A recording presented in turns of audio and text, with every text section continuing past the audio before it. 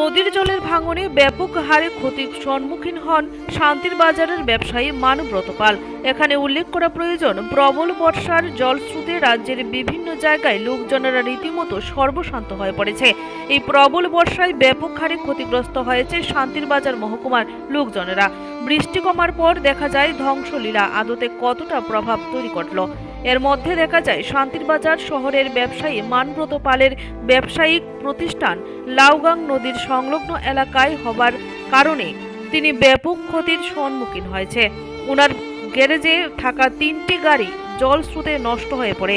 এছাড়া উনার দোকানের পিছনের অধিকাংশ জায়গাও নদী গর্ভে চলে যায়।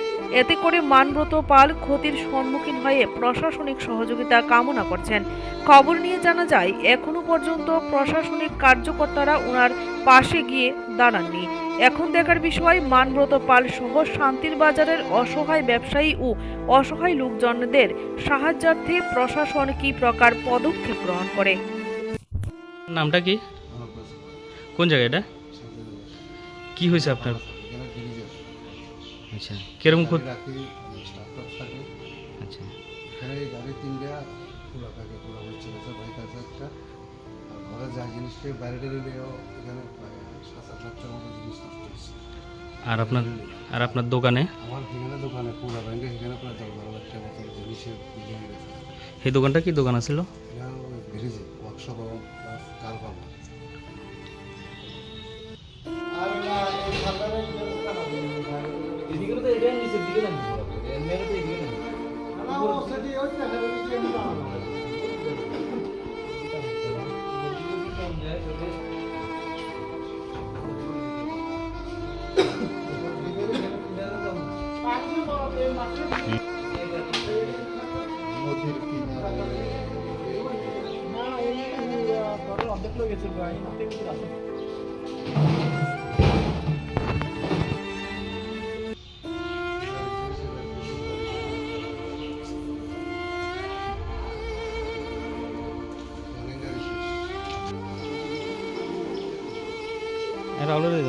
দন যাব হিয়ালে পাবো দনগো মিলে